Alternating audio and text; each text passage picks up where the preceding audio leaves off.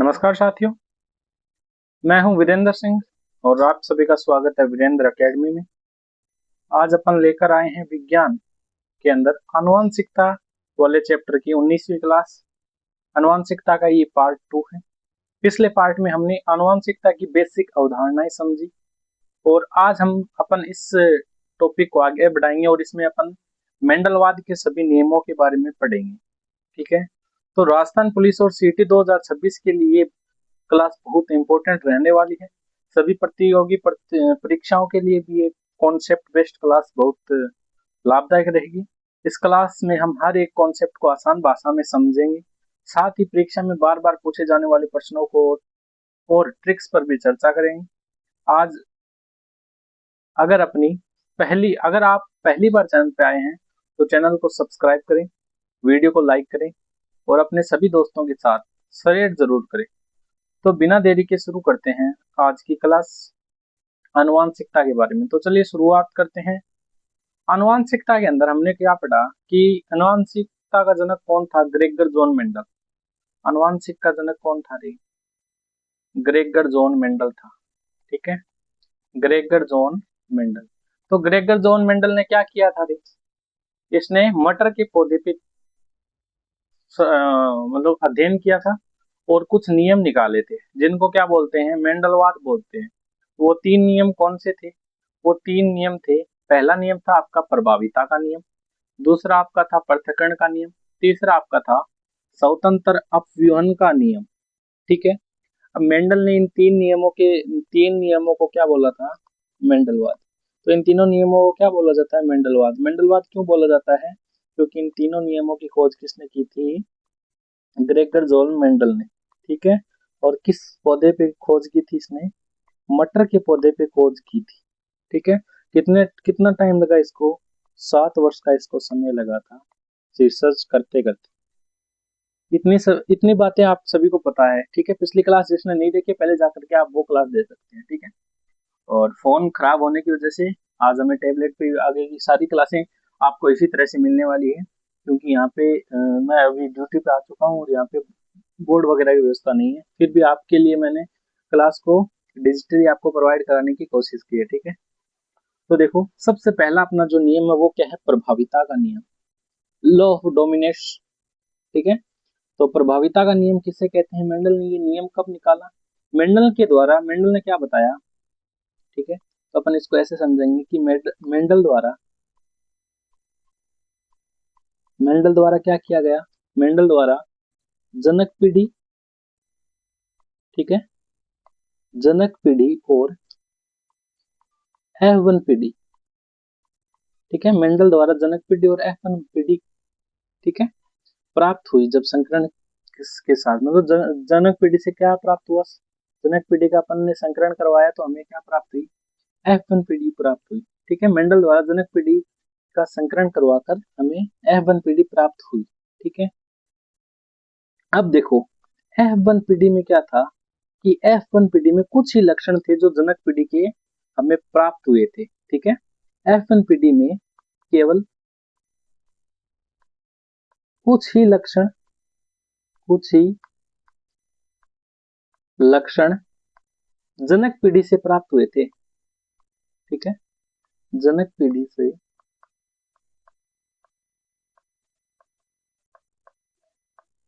और इस क्लास की जो पीडीएफ है वो हमारे टेलीग्राम चैनल पे प्रोवाइड करा दी गई है, तो वहां से आप ये देख सकते हो क्लास भी। ठीक है, पीडीएफ जनक पीढ़ी से प्राप्त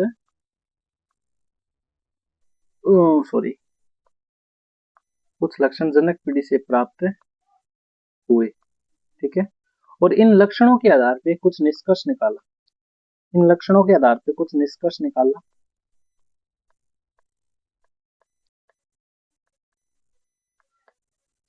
आधार पर कुछ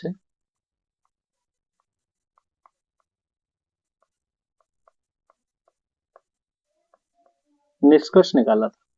वो निष्कर्ष क्या था कि इसने जो लक्षण थे उन लक्षणों को 2 भागों में बांट दिया। एक तो क्या बताया इसने? एक तो बताया कि प्रभावी लक्षण होते हैं। ठीक है, एक तो किस प्रकार के लक्षण बताए थे? एक तो बताए थे प्रभावी लक्षण।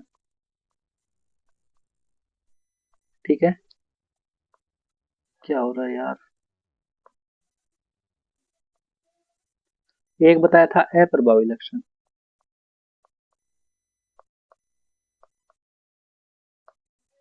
ठीक है, प्रभावी लक्षण कौन से होते हैं, अप्रभावी लक्षण कौन से होते हैं, ये बता दो मेरे को आप। प्रभावी लक्षण कौन से होते हैं, अप्रभावी लक्षण कौन से होते हैं। तो प्रभावी लक्षण तो वे होते हैं जो जनक पीढ़ी से F1 पीढ़ी में प्राप्त हुई। F1 पीढ़ी में प्राप्त लक्षण, प्राप्त लक्षण। तो जो लक्षण F1 पीढ़ी से प्राप्त हुए उनको अपन क्या बोलेंगे, प्रभावी लक्षण। और अप्रभावी लक्षण कौन से हो गए, जो F1 पीढ़ी में प्राप्त नहीं हुए, जो जनक पीढ़ी में तो थे लेकिन F1 पीढ़ी में प्राप्त नहीं हुए, प्राप्त नहीं हुए। ये कौन से लक्षण थे, अप्रभावी लक्षण। मतलब कि एक पिता है, ठीक है, ये तो क्या हो गया, जनक पीढ़ी हो गया। F1 की पीढ़ी कौन सी होगी, जब पिता का कोई पुत्र या पुत्री होगी, ठीक है, इसकी संतान होगी, तो ये कौन सी पीढ़ी होगी, F1 पीढ़ी होगी। जब पिता के लक्षण पुत्र में दिखाई दें तो वो कौन से लक्षण होंगे, आपके प्रभावी लक्षण। और जब पिता के लक्षण पुत्र में दिखाई ना दे तो वो कौन से लक्षण है, अप्रभावी लक्षण है। ठीक है, तो मेंडल ने जब जनक पीढ़ी का संकलन करवाया तो F1 पीढ़ी प्राप्त हुई थी। ठीक है, जिसके अंदर दो प्रकार के लक्षण प्राप्त हुए, एक तो था आपका प्रभावी लक्षण, एक था आपका अप्रभावी लक्षण। प्रभावी लक्षण कौन से होते हैं, जो लक्षण हमें F1 पीढ़ी में दिखाई देते हैं, और जो नहीं दिखाई देते वो अप्रभावी लक्षण कहलाते हैं। इतनी चीज क्लियर हो गई सभी को। अब देखो इसने क्या किया था, जैसे इसका एक प्रयोग है वो बता देता हूँ। जैसे कि हमने क्या पढ़ा कि शुद्ध लंबा पौधा, शुद्ध लंबा, और एक हमने क्या लिया, शुद्ध बोना। ठीक है, शुद्ध बोना। तो शुद्ध बोना का युग्म विकल्प भी बताओ। मैंने कुछ युग्म विकल्प भी आपको बताए थे ना, वो युग्म विकल्प भी बता दो। कैपिटल टी तो किसको दर्शाता है, शुद्ध लंबे को। ठीक है, और स्मॉल टी किसको दर्शाता है, शुद्ध बोने को। इतनी चीज क्लियर हो गई। इसमें उसने क्या बोला कि जब इनका आपस में संकरण कराया गया, इनका जब आपस में क्या करवाया गया, संकरण करवाया गया, तो क्या हुआ। अब देखो ये क्या है, एक युग्म विकल्प ही है ना, ये क्या है, एक युग्म विकल्प ही है। जब इनका संकरण आपस में करवाया जाता है, संकरण करवाया जाता है तो क्या होता है, मान लो कि ये एक जीन और ये इसका ये जीन, ये मिलकर के एक नया पौधा बना ले, कैपिटल टी और स्मॉल टी। तो कैपिटल टी और स्मॉल टी क्या हो गया, अशुद्ध लंबा हो गया। ठीक है, क्या हो गया, अशुद्ध, अशुद्ध लंबा हो गया। ठीक है, कैपिटल टी और स्मॉल टी ये मिलकर के क्या बना लिया, कैपिटल टी और स्मॉल टी, ये भी क्या हो गया आपका, अशुद्ध लंबा हो गया। उसके बाद ये टी और ये टी आपस में मिलकर के क्या बना लिया, कैपिटल टी और स्मॉल टी। ये टी और ये टी मिलकर के क्या बना लिया, कैपिटल टी और स्मॉल टी। तो ये क्या हो गए, सभी के सभी हमें क्या प्राप्त हो गए, हमें अशुद्ध लंबे प्राप्त हो गए। ठीक है, अशुद्ध लंबे। तो मेंडल का क्या कहना था, मेंडल का ये कहना था कि मान लो कि ये क्या है, आपकी जनक पीढ़ी। जनक पीढ़ी में क्या है, ये शुद्ध लंबे है, शुद्ध बोने हैं, लेकिन जो इनकी F1 पीढ़ी प्राप्त हुई है, इनकी जो संतान है जो हमें F1 पीढ़ी प्राप्त हुई है, इसमें कुछ लक्षण तो क्या होंगे, प्रभावी लक्षण होंगे, और कुछ क्या होंगे, अप्रभावी लक्षण होंगे। तो ध्यान से देखो यहाँ पर एक चीज, यहाँ पर एक इंपॉर्टेंट चीज देखो आप, कि यहाँ पे ये भी अशुद्ध लंबा है, ये भी अशुद्ध लंबा है, ये भी अशुद्ध लंबा है, ये भी अशुद्ध लंबा है, लेकिन संकरण किनके मध्य हुआ था, लंबे और बोने के मध्य हुआ। तो बोनापन कहाँ गया, तो बोनापन तो इस F1 पीढ़ी में दिखाई नहीं दे रहा, बोनापन तो दिखाई नहीं दे रहा, यहाँ तो लंबापन है। लंबापन है, जो लक्षण दिखाई दे रहे हैं वो तो क्या हो जाएंगे, प्रभावी लक्षण हो जाएंगे। तो अपन क्या कह सकते हैं, प्रभावी लक्षण कौन सा होता है, अपन कह सकते हैं कि प्रभावी लक्षण कौन सा होता है, लंबापन। ठीक है, इतनी चीज अपन बता सकते हैं। अब देखो शुद्ध बोना, बोनापन कहीं दिख रहा है क्या, F1 पीढ़ी में बोनापन कहीं नहीं है। मतलब जो लक्षण प्राप्त नहीं होते F1 पीढ़ी में, वो कौन से लक्षण होते हैं, अप्रभावी लक्षण। तो ये चीज याद रख लो, लंबापन तो होता है प्रभावी लक्षण। ठीक है, और बोनापन क्या होता है आपका, अप्रभावी लक्षण होता है। इतनी चीज क्लियर है, इतनी चीज क्लियर होगी। ठीक है, ये तो था किसके आधार पे, प्रभाविता के नियम के आधार पे। ठीक है, और ये था एकल संकर संकरण पर आधारित था। ठीक है, ये जो नियम था ये किस पे आधारित था, ये याद रखना नोट करके। जो नियम है ये किस पे आधारित है, मेंडल के प्रभाविता के नियम का एकल संकर संकरण। ठीक है, जो ये नियम है वो एकल संकर संकरण पर आधारित है, पर आधारित है। ठीक है, तो इतनी चीज क्लियर है सभी को। अब बढ़ते हैं आगे, इतनी चीज समझ में आ गई तो आगे बढ़ते हैं।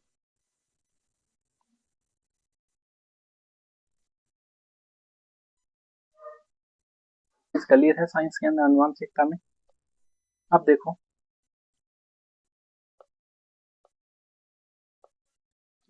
अब देखो जो प्रभाविता का नियम है इसके क्या उपयोग हमें हुए। ठीक है, तो हमें इस नियम की क्या पता होनी चाहिए, उपयोगिता भी प्राप्त पता होनी चाहिए। ठीक है, तो प्रभाविता के नियम की उपयोगिता अपन देखेंगे। इस नियम से हम हमारी जो रिसर्च थी उसमें क्या उपयोग हुआ, क्या हमें पता चला। ठीक है, इस नियम की उपयोगिता अपन देखने वाले हैं।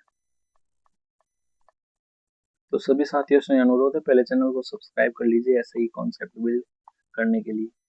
तो इसके जो उपयोग थे वो क्या थे, इसका पहला उपयोग तो यही था, ठीक है, कि F1PD में, F1PD में क्या होते हैं, F1PD में केवल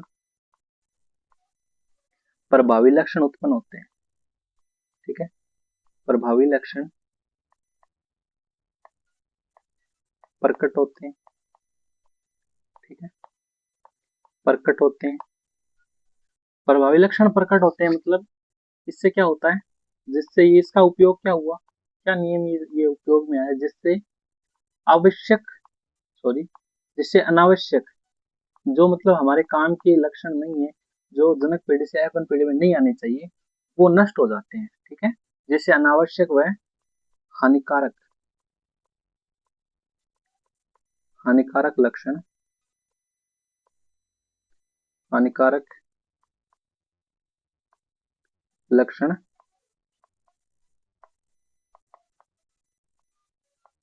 स्वतः ही क्या हो जाते हैं, नष्ट हो जाते हैं।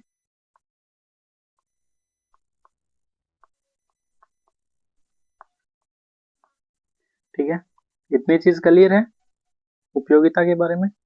दूसरा नियम देखो, दूसरा उपयोग क्या था इसमें, दूसरा यही था कि जो वांछित है, मतलब कि जो आवश्यक है, वांछित व आवश्यक, जो लक्षण हम चाहते हैं, ठीक है, और जो आवश्यक लक्षण है, उन लक्षणों को अपन जनक पीढ़ी से पुनः F1 पीढ़ी में देख सकते हैं, मतलब इनकी पुनरावृत्ति करवा सकते हैं। वांछित व आवश्यक लक्षणों की पुनरावृत्ति, ठीक है, पुनरावृत्ति करा सकते हैं, पुनरावृत्ति करवा सकते हैं। इतनी चीज क्लियर है। तीसरा नियम क्या था, तीसरा उपयोग क्या था इसके अंदर, तीसरा उपयोग ये था कि अपन अनावश्यक व हानिकारक लक्षणों को हटा सकते हैं। ठीक है, नष्ट कर सकते हैं, ये सहम हो गया। या फिर जो रोग प्रतिरोधक क्षमता होती है, ठीक है, ज्यादातर जो पैदावार फसलों होती है ना, पैदावार करने वाली, जो अपन खेतों में उगाते हैं, ठीक है, ऐसी फसलों में अपन ऐसी फसलें तैयार कर सकते हैं, क्योंकि हमें आवश्यकता है जैसे कि कम समय में तैयार होने वाले पौधे की, या फिर कि ज्यादा पौधे लंबे ना हो। ठीक है, ठीक है, हमारे हाइट के हो या फिर हमसे छोटे हो। ठीक है, तो अपन वही वो बीज ज्यादा लगाते हैं। तो इससे क्या था, यदि कोई लंबा पौधा है तो उसका जो F1PD प्राप्त होती है उसके बीजों से, ठीक है, तो उसके जो F1PD हमें प्राप्त होती है वो क्या होगी, हमेशा जो अनावश्यक लक्षण है वो नष्ट हो जाएंगे। ये थी प्रभाविता के नियम की उपयोगिता। प्रभाविता का नियम आपको अच्छे से क्लियर हो गया मेंडल का। प्रभाविता का नियम यदि आपको क्लियर हो गया एकदम अच्छे से, तो अब मैं बढ़ता हूं पृथक्करण के नियम की तरफ। ठीक है, दूसरा नियम क्या था, पृथक्करण का नियम या फिर युग्मकों की शुद्धता का नियम। मेंडल का ये नियम किसने दिया था, मेंडल ने, ग्रेगर जॉन मेंडल ने दिया था, और वो जो उसके डेथ वाला था ना वो 1884 था ना। 6 जनवरी 1884 था। उसमें फर्स्ट क्लास में आप देखना थोड़ा कंफ्यूजन, वैसे तो मैंने एडिट में लगा दिया, लेकिन अगर किसी को नहीं समझ में आया तो वो समझ सकता है क्या था वो। 1884 था। इतनी चीज क्लियर हो गई 18। ठीक है। उसके बाद दूसरा नियम है अपना पृथक्करण का नियम, या फिर उसको बोलते हैं अपन युग्मकों की शुद्धता का नियम। ठीक है। ये नियम किस पर आधारित है? ये नियम भी एकल संकर संकरण पर आधारित है। एकल संकर संकरण पर आधारित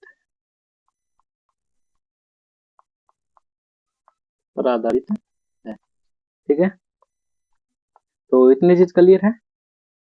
आप देखो इस नियम में मेंडल ने क्या बताया कि जो मेंडल के अनुसार अपन क्या लिख सकते हैं, मेंडल के अनुसार F1PD में जो प्राप्त प्रभावी लक्षण थे, ठीक है, F1PD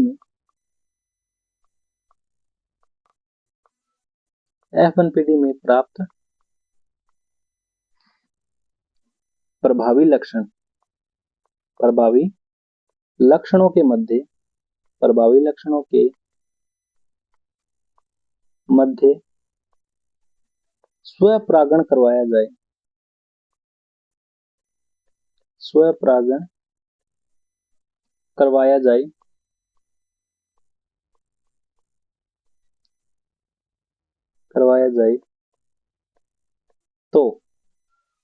तो इसने क्या बताया, तो क्या निष्कर्ष निकलेंगे, तो F2PD में, ठीक है, तो F2PD में सभी जो लक्षण हैं, सभी लक्षण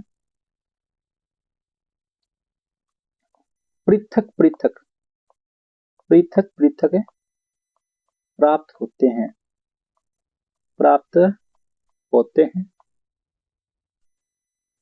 ठीक है। अब देखो ये नियम क्या कहता है, जैसे कि F1PD है तो उसके जो हमें प्रभावी लक्षण प्राप्त हो गए, ठीक है, जैसे कि लंबापन हो गया, तो जब प्रभावी लक्षणों के मध्य स्वपरागण करवाया जाए, स्वपरागण मतलब कि जैसे कि कोई पौधा है उसका पुष्प है, वो पुष्प क्या है, द्विलिंगी पुष्प है, तो उसी पुष्प का में पुंकेसर भी और स्त्री केसर भी, और पुंकेसर स्त्री केसर एक ही पुष्प में मौजूद है। ठीक है। तो पुंकेसर का परागकण क्या होगा, स्त्री केसर के वर्तिकाग्र पर क्या करेगा, निषेचन की प्रक्रिया करेगा। ठीक है, निषेचन की प्रक्रिया करेगा, तो उससे हमें एक दूसरी पीढ़ी प्राप्त होगी F2PD। ठीक है। तो इसने क्या बताया कि F1PD में जो प्रभावी लक्षण है उनके मध्य क्या करवाया जाता है, स्वपरागण। और स्वपरागण में क्या होता है कि सभी लक्षण आपस में मिल जाते हैं, लेकिन सभी लक्षण आपस में मिलने के पश्चात भी F2PD में सभी लक्षण क्या प्राप्त हो गए, पृथक पृथक प्राप्त हो गए, मतलब कि इस नियम को अपन क्या बोलेंगे, पृथक्करण का नियम है, अपन इसको बोलेंगे। तो ये था मेंडल का पृथक्करण का नियम कि F1PD में जो प्राप्त प्रभावी लक्षण है उनके मध्य अपन स्वपरागण करवा दें, तो अब F2PD में सभी लक्षण क्या होंगे, पृथक पृथक प्राप्त होंगे। जैसे कि देखो एक मैं बता देता हूँ आपको, जैसे कि अपन करवा देते हैं कैपिटल टी, ठीक है, और स्मॉल टी, ठीक है।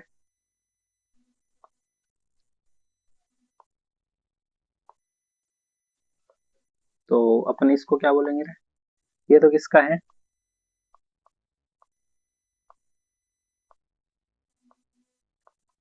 शुद्ध लंबा, ये क्या हो जाएगा, शुद्ध बोलना, ठीक है, शुद्ध बोलना।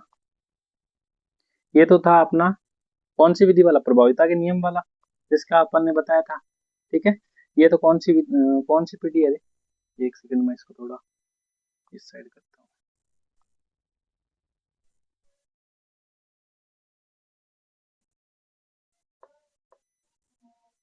ठीक है। ये तो कौन सी पीढ़ी है, ये है जनक पीढ़ी।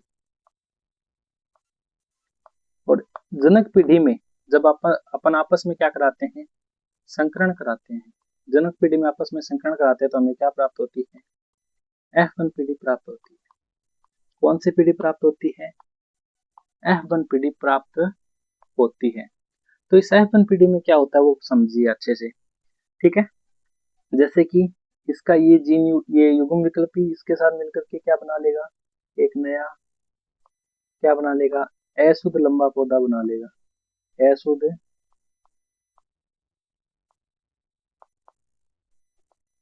लंबा, ठीक है। और ये युग्म विकल्पी इस जीन के साथ मिलकर के भी क्या बना लेगा, अशुद्ध लंबा बना लेगा, ठीक है। ये और ये आपस में मिलकर के क्या बना लेंगे, अशुद्ध लंबा, ठीक है। ये और ये आपस में मिलकर के भी क्या बना लेंगे, अशुद्ध लंबा, ठीक है। प्रभाविता का नियम तो यही था, कि ये सभी आपस में मिलकर के क्या बना लेंगे, अशुद्ध लंबा बना लेंगे।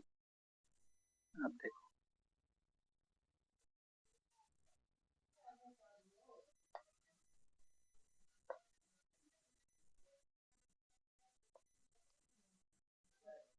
ठीक है, एक सेकंड, कॉपी नहीं होगा क्या, हाँ। मान लो ये सभी क्या है अपने अशुद्ध लंबे, एक मिनट,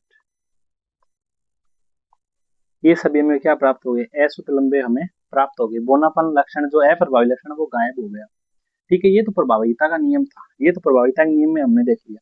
पृथक्करण का नियम क्या कहता है कि जब एफ1पीडी के जो प्रभावी लक्षण है, उनके मध्य यदि अपन स्व परागण करवा दे, तो F2PD में सभी लक्षण क्या प्राप्त होंगे, पृथक पृथक प्राप्त होंगे। और ये अभी उन्हीं को लक्षणों को समझते हैं। देखो, ये तो हमें जनक पीढ़ी और F1पीडी प्राप्त हो गई। अब यदि अपन इसी F1पीडी के ये जो है, ठीक है, इन सभी के मध्य क्या करवा दें, क्या करवा दें, संकरण करवा दें, ठीक है। क्या करवा दें, संकरण करवा दें, तो हमें पृथक पृथक लक्षण प्राप्त होंगे। जैसे कि देखो, इसको थोड़ा करते हैं साइड,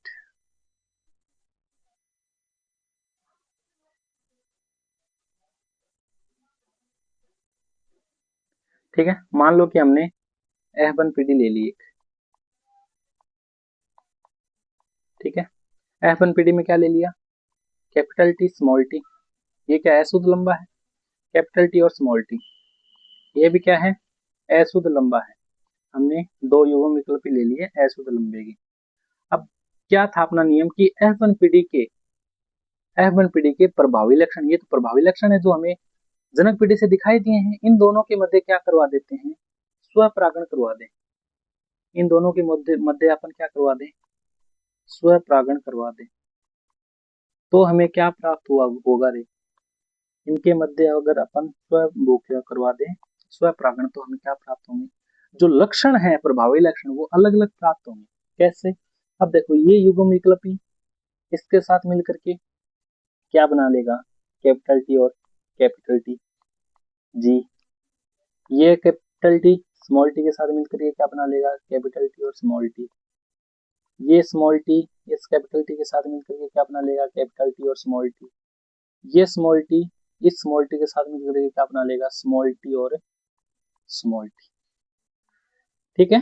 तो जनक पीढ़ी से जो F1PD में जो लक्षण हुए थे ना, वो तो कौन से थे, शुद्ध अशुद्ध लंबे। यहाँ पर भी बोने के भी मिल गए आपको, है ना, अभी बता देता हूँ। देखो, तो सबसे पहले अपन ने क्या करवा दिया, इनका संकरण करवा दिया, तो हमें क्या प्राप्त हुआ, एक तो हमें शुद्ध लंबा प्राप्त हुआ, क्या प्राप्त हुआ,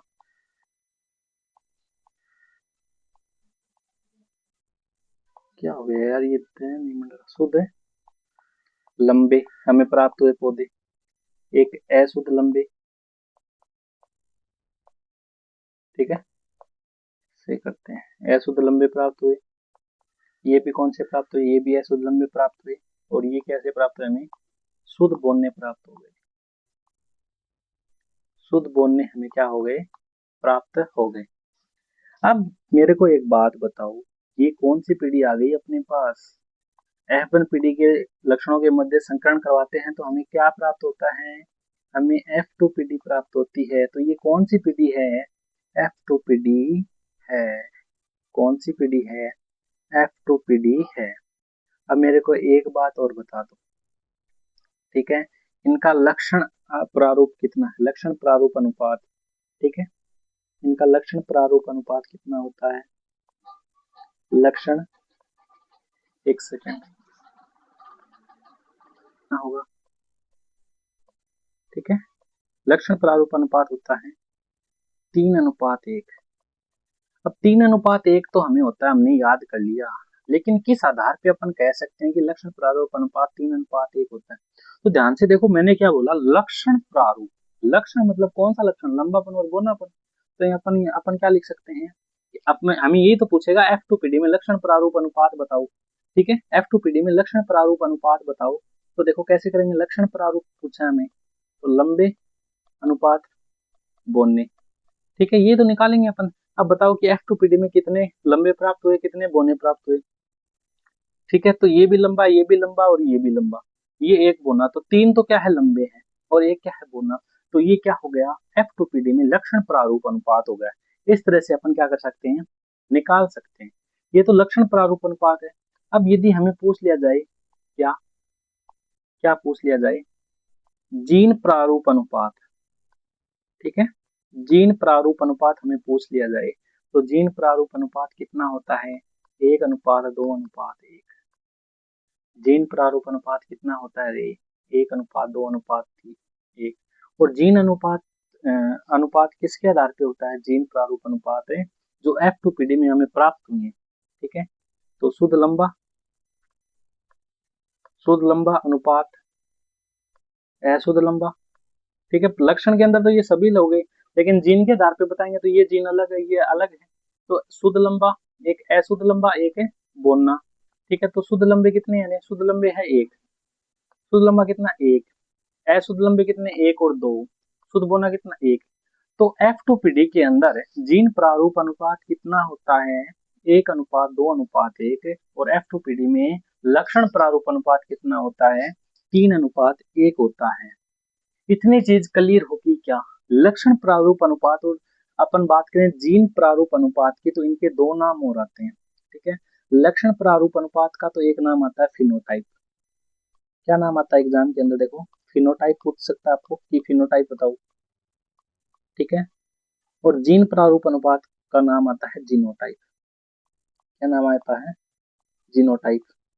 ठीक है, तो फिनोटाइप कितना होता है F2PD में, 3:1, और जीनोटाइप कितना होता है, 1:2:1।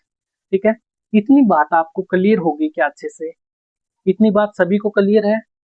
ओके, अब अपन आगे बढ़ते हैं कि पृथक्करण का जो नियम है, इसका उपयोग क्या था। ठीक है, क्योंकि अगर इसका उपयोग पूछ ले तो इस नियम की उपयोगिता। ठीक है, पृथक्करण के नियम की अपन क्या देखें, उपयोगिता। तो इस नियम की उपयोगिता की क्या थी वो बता दो मेरे को। ठीक है, सबसे पहली उपयोगिता क्या थी, ठीक है, ये जो नियम है ये जीन के ऊपर भी है। ठीक है, तो यह नियम जीन संकल्पना बताता है, जीन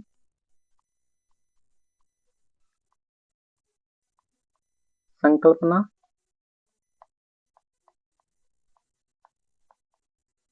बताता है। ठीक है, और क्या, ये नियम जीन को आनुवंशिकता का आधार बताता है। ठीक है, आधार मानता है, जीन को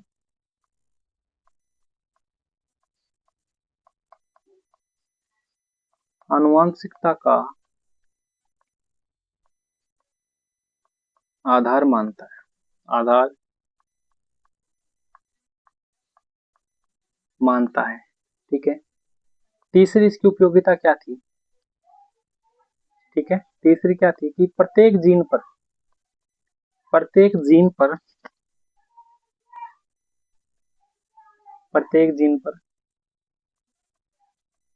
आनुवांशिक लक्षणों, ठीक है, आनुवांशिक लक्षणों को नियंत्रित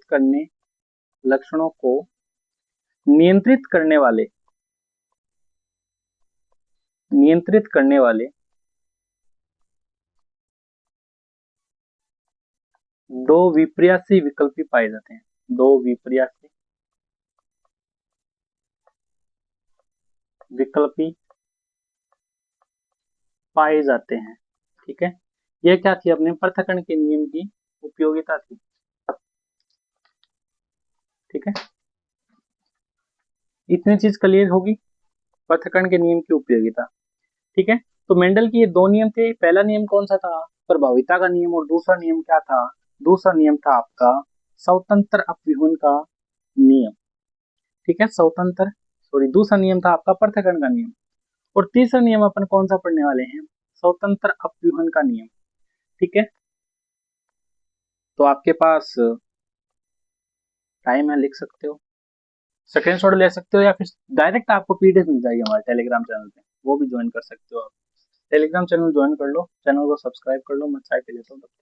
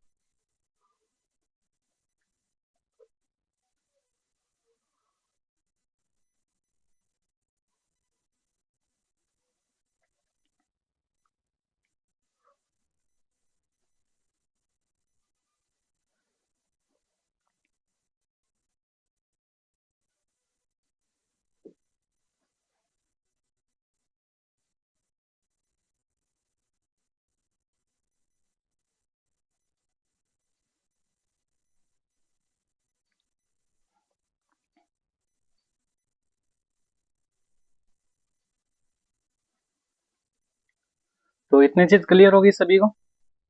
ठीक है, तो एक बात मैं आपको बता देता हूँ, देखो कि जो भी जितने भी स्टूडेंट्स हैं, जो सभी से क्लास को एकदम एकाग्रता के साथ देख रहे हैं, एकदम फोकस के साथ देख रहे हैं, ठीक है, वही विद्यार्थी वो इस परीक्षा में आगे निकलेंगे। याद रखिए, जो सफलता है वो टैलेंट से नहीं, रोज की लगातार मेहनत से मिलती है। आज की जो 1 या 2 घंटे की आप पढ़ाई करते हो, आने वाले समय में वही आपकी, मतलब यदि आपने रेगुलरिटी, सिर्फ आप पढ़ो चाहे 1-2 घंटे, लेकिन आप रेगुलर होने चाहिए। ठीक है, यदि आप रेगुलर पढ़ते हो, 2 घंटे भी रेगुलर पढ़ते हो, तो आने वाले टाइम में ये वर्दी आपकी होगी, सम्मान आपका होगा, परिवार की खुशियों की वजह आप बनो। ठीक है, इसलिए आप है ना, ये जो सोशल मीडिया रील्स वगैरह, प्रोटेस्ट वगैरह चल रहे हैं, इन सभी से दूर रहिए। ठीक है, क्योंकि प्रोटेस्ट संभालने के लिए और भी लोग बहुत सारे हैं, लेकिन अभी आपके पास एग्जाम का टाइम, एग्जाम के टाइम में आप प्रोटेस्ट में घूमोगे तो यार टाइम तो वेस्ट होगा ना आपका। तो एक इस क्लास को अच्छे से देखना, नोट्स बनाना, अच्छे अच्छे नोट्स से हर एक लाइन से क्वेश्चन बन सकते हैं। ठीक है, हर एक कॉन्सेप्ट को आप समझने की कोशिश करना, और खुद से वादा करो कि जब तक राजस्थान पुलिस की वर्दी नहीं पहनूंगा तब तक रुकूंगा नहीं। ठीक है, चलिए वापस से पढ़ाई शुरू करते हैं। आपका इतना समय लिया, अब को आपके सपने के करीब लेके जा रहे हैं धीरे धीरे, और लास्ट तक क्लास को देखना है यार। कुछ स्टूडेंट क्या करते हैं, स्टार्ट करते हैं, फिर लास्ट में क्लास को छोड़ के चले जाते हैं। क्लास को छोड़ के नहीं जाना आपको। ठीक है, तो देखो अगला नियम क्या था? स्वतंत्र अपव्यूहन का नियम, जो मेंडलवाद का तीसरा नियम था। ठीक है, ये क्या था? मेंडल का तीसरा नियम। इसको ये भी बोल सकते हैं अपन, ये भी प्रश्न आ सकता है, मेंडल का तीसरा नियम कौन सा था? स्वतंत्र अपव्यूहन का नियम, है ना।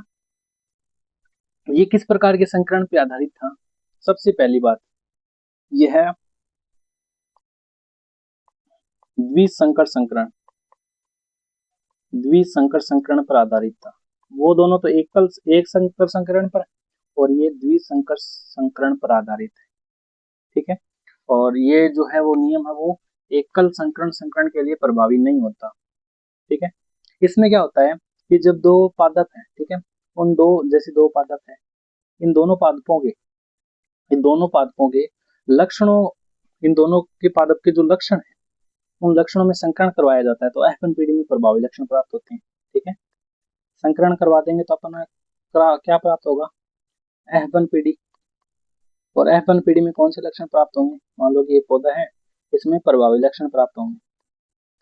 ठीक है, प्रभावी लक्षण प्राप्त होंगे, और इन लक्षणों के मध्य यदि अपन F1PD के जो प्रभावी लक्षण है, F1PD के प्रभावी लक्षण है, इनके मध्य अपन संकरण करवा देते हैं, ठीक है, संकरण करवा देते हैं तो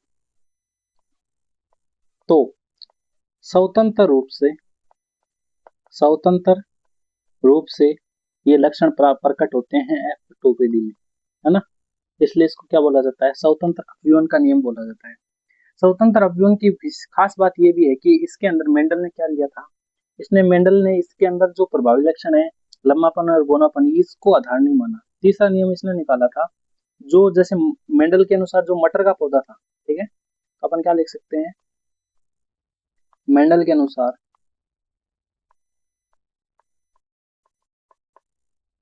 मटर पादप, जो मटर पादप है उसके बीज, मटर पादप के बीज, है ना, मटर पादप के बीज के आकार तथा बीज का रंग, ठीक है, बीज रंग, इनके मध्य संकरण करवाया जाता है, इनके मध्य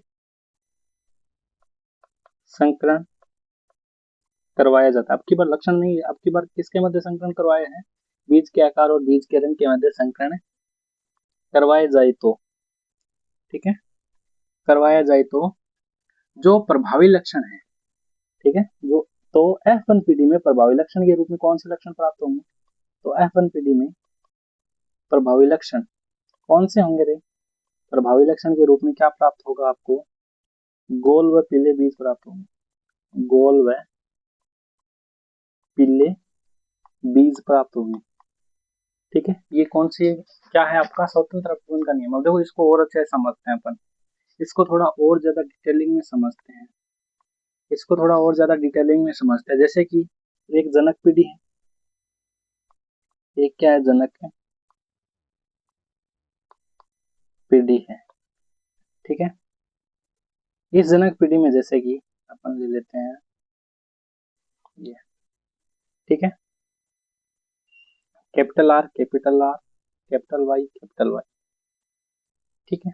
तो capital R, capital Y, capital P किसको, वाई किसको दर्शाते हैं, गोल व पिल्ले को दर्शाते हैं, गोल व पिल्ले, आर मतलब राउंड, वाई मतलब येलो यानी कि पीला, ये गोल व पिल्ले को दर्शाते हैं, ठीक है। एक होता है स्मॉल आर, स्मॉल वाई, ठीक है। तो स्मॉल वाला किसको दर्शाता है, स्मॉल आर दर्शाता है जोड़ीदार को और स्मॉल वाई दर्शाता है हरे रंग को, ठीक है। ये जनक पीढ़ी थी, ये क्या थी, जनक पीढ़ी थी, ठीक है। इससे प्रभावी लक्षण क्या प्राप्त हुए रे, अब देखो मैंने क्या लिखा है यहाँ पे, F1PD में प्रभावी लक्षण कौन से प्राप्त हुए, गोल व पीले बीज प्राप्त हुए, गोल व पीले बीज प्राप्त हुए प्रभावी लक्षण के रूप में। अब देखो ध्यान से, यदि इनके मध्य संकरण करवा दें,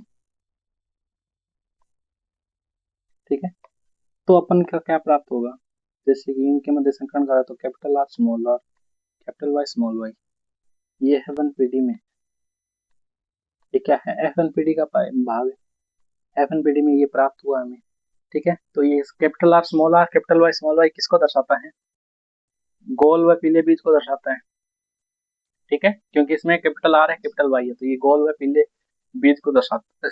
लेकिन ये शुद्ध रूप नहीं, शुद्ध रूप तो ये है, शुद्ध रूप तो ये है, लेकिन ये अशुद्ध है ना। तो गोल व पीले प्रभावी लक्षण को ये उत्पन्न करता है, F1PD में हमें प्राप्त होता है, ठीक है। और अप्रभावी कौन हो जाते हैं फिर, गोल व पीले तो प्रभावी होते हैं, अप्रभावी कौन से हो जाते हैं, झुर्रीदार, व हरे, ठीक है। अब इससे अपन क्या कर सकते हैं, इससे हमें दो जीन प्राप्त हो गए, जैसे एक कैपिटल आर कैपिटल वाई, एक कैपिटल आर स्मॉल वाई, एक स्मॉल आर कैपिटल वाई, एक स्मॉल आर स्मॉल वाई, ये हमें चार युग्म विकल्प भी प्राप्त हो गए, ठीक है। अब इनका अपन करते हैं संकरण, F1PD से अपन किसमें करेंगे, F2PD में, ठीक है। ये हमें F1PD में प्राप्त हुए, ठीक है, ये क्या हुआ हमें F1PD में हमें प्राप्त हुआ है। F1PD में हम कैसे बोल सकते हैं, देखो ये चारों हैं, इनका और इसका अपन ने जनक पीढ़ी का संकरण करवाया, तो F1PD में हमें ये प्राप्त हो गया। अब F1PD के इन लक्षणों के मध्य क्या करवा देते हैं, संकरण करवा देते हैं, F1PD के इन सभी लक्षणों के मध्य क्या करवा देते हैं, संकरण करवा देते हैं, तो देखते हैं हमें क्या प्राप्त होता है। तो अपन क्या देखेंगे, अब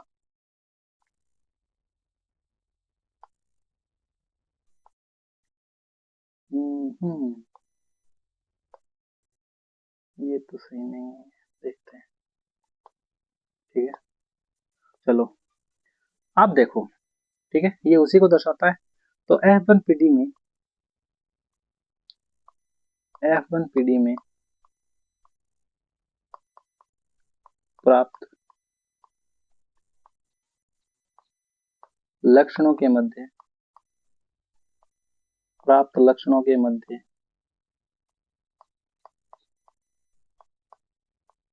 संकरण करवाया जाए तो।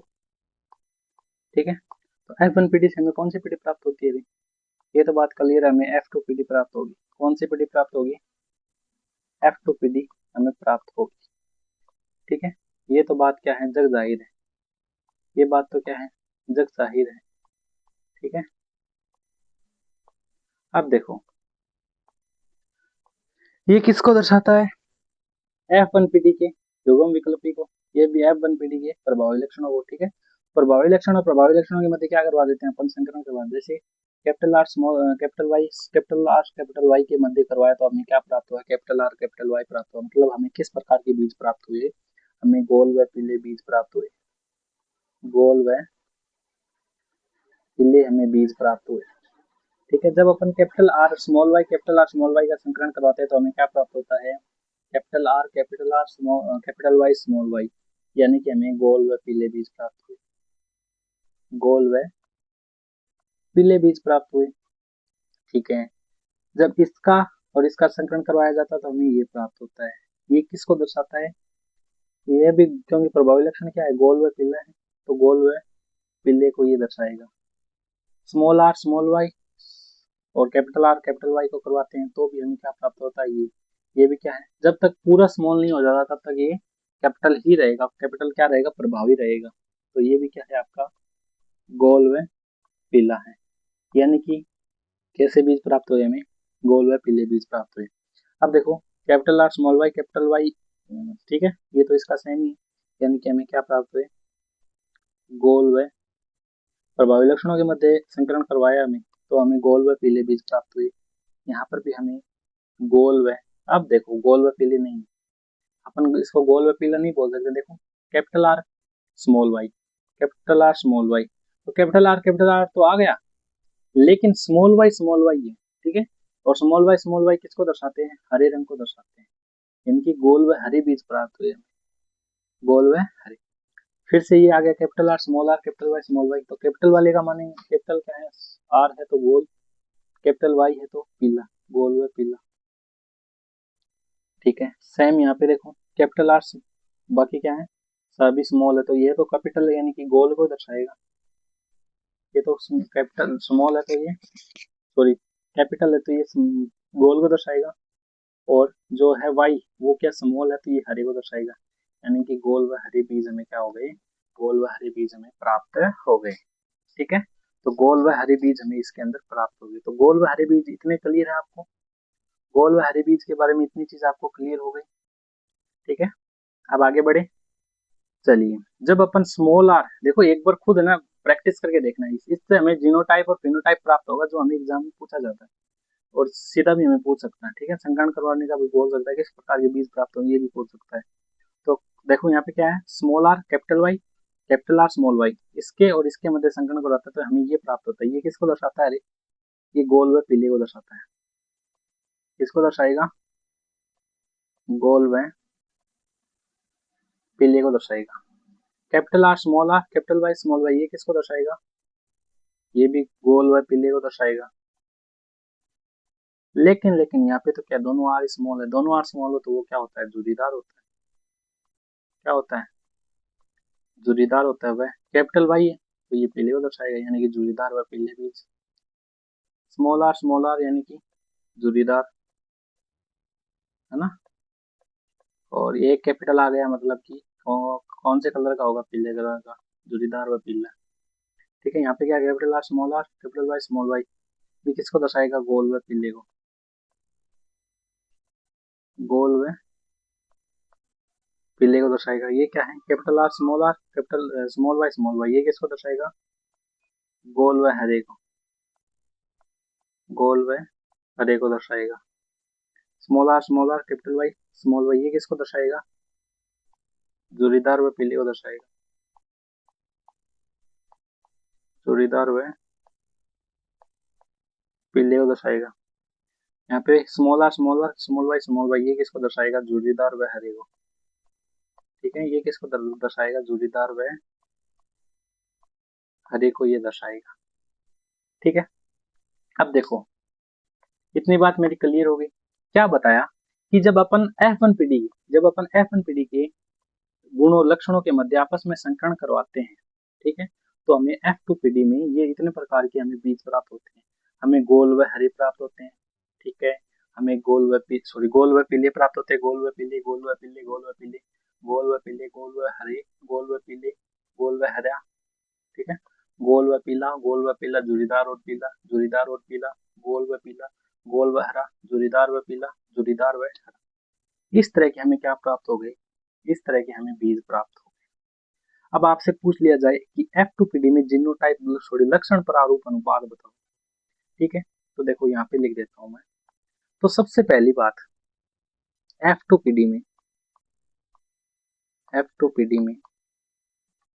ठीक है, तो F2PD में अपन लक्षण प्रारूप अनुपात किसके आधार पे बता सकते हैं? लक्षण प्रारूप अनुपात बताने से पहले मेरे को एक चीज बता दो आप लोग। ठीक है, पहले तो बताओ गोल व पीले बीज के कितने लक्षण हैं? गोल व पीले की। उसके बाद कौन सा आना स्टार्ट हुआ था?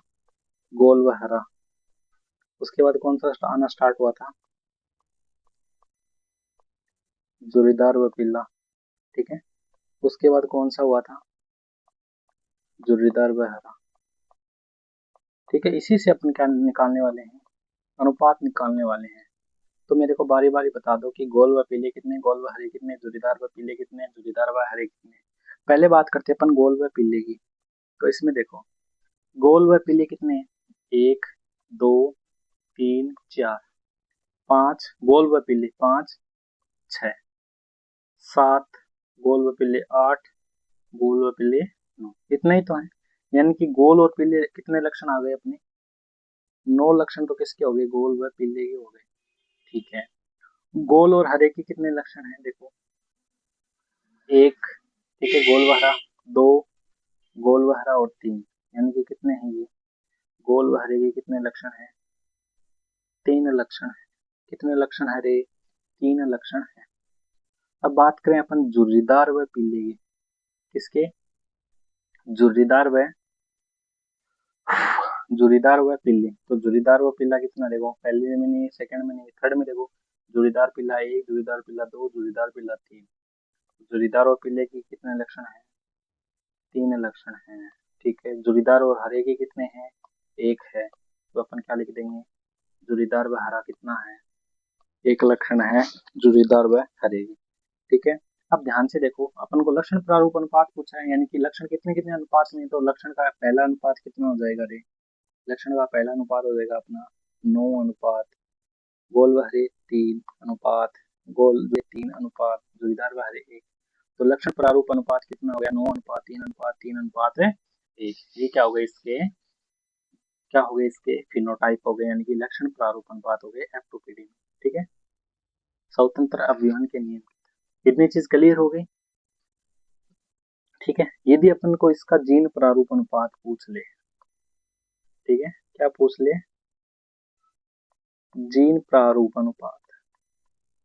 तो इसका जीन प्रारूप अनुपात कितना होता है? इसका जीन प्रारूप अनुपात होता है 1:2।